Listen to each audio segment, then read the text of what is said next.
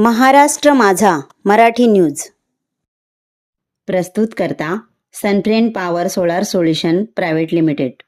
प्रत्येक सणासाठी, प्रत्येक नात्यासाठी विश्वासाचं एकच नाव, ममता ज्वेलर्स उरण। शुद्ध सोनं, सुंदर दागिने, ममता ज्वेलर्स। मी कधीही कोणत्याही महिलेला अशोक खरातकडे घेऊन गेले नाही, असे वक्तव्य रुपाली चाकणकर यांनी केले। पाहूया सविस्तर बातमी। खरात प्रकरणामध्ये पहिल्या दिवसापासूनची माझी भूमिका ठाम आणि स्पष्टपणाची होती। खरातच्या कोणत्याही आर्थिक व्यवहाराशी, जमिनीमधल्या पार्टनरशिपशी दुरान्वये माझा संबंध नव्हता। मी कधी कोणत्या महिलेला खरातकडे घेऊन गेले नाही, ना माझा आक्षेपार्ह फोटो व्हिडिओ होता। पण तरीसुद्धा गेले 1.5-2 महिने अतिशय अश्लील अश्लाघ्य भाषेमध्ये विधानं करत, कोणताही पुरावा नसताना माझ्यावर, माझ्या कुटुंबियांवरती केलेले आरोप हे अतिशय वेदनादायक होते। आणि म्हणून आता ही माझी लढाई कायद्याच्या चौकटीतून आहे। इतरांप्रमाणे माझ्या कुटुंबियांनी खरातला गुरु मानलं होतं आणि म्हणून जो पाद्यपूजेचा व्हिडिओ होता तो अतिशय जुना व्हिडिओ होता। त्यावेळेस मी आयोगाचे अध्यक्षही नव्हते, पण तरीसुद्धा खरात प्रकरणाचा तपास हा पारदर्शकपणे व्हावा यासाठी मी राज्य महिला आयोगाच्या अध्यक्षपदाचा आणि प्रदेशाध्यक्षपदाच्या अशा दोन्ही पदांचा राजीनामा दिला। तरीसुद्धा ज्या पद्धतीची चिखलफेक झाली, एआयचा वापर करून ज्या पद्धतीचे व्हिडिओ बनवले गेले आणि सातत्याने बदनाम करण्याचं षडयंत्र जे रचलं गेलं, त्याच्यासाठीची ही लढाई कायद्याच्या चौकटीतून। आणि म्हणून आशा मिरगे या बाईने डिबेट शोमध्ये अतिशय असभ्य भाषेमध्ये जी विधानं केली, ती विधानं ऐकून तर मला आश्चर्याचा धक्काच बसला। आणि म्हणून मी 4 एप्रिलला पहिली नोटीस ही आशा मिरगेला पाठवली होती।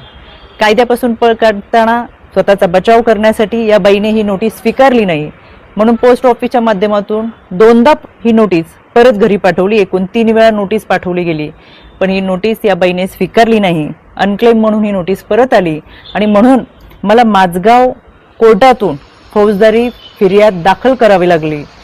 माननीय न्यायालयाने याची दखल घेऊन आशा मिरगेला 2 जुलै 2026 रोजी सकाळी 11 वाजता कोर्टात हजर राहण्याची ऑर्डर काढलेली आहे। त्यावेळेस मी देखील हजर असेलच, कारण की हा लढा आता स्त्रीत्वाच्या सन्मानाचा आहे। यामध्ये आशा मिरगेप्रमाणेच इतर काही महिलांनी देखील कोणताही पुरावा नसताना अतिशय बेताल विधानं केली, सातत्याने बदनाम करण्याचा प्रयत्न केला, आरोप केले। कोणताही पुरावा त्या सादर करू शकला नाही।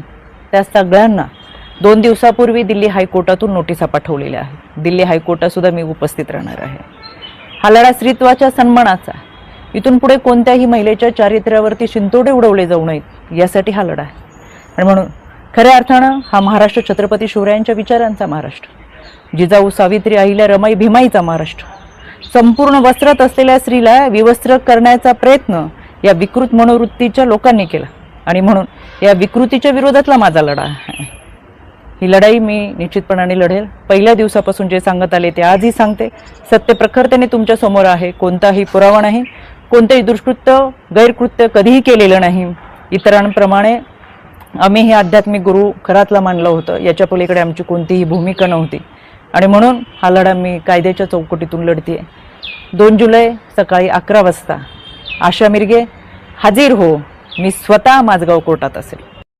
ह्या चॅनलला लाईक करा, सबस्क्राईब करा आणि पाहत रहा महाराष्ट्र माझा मराठी न्यूज।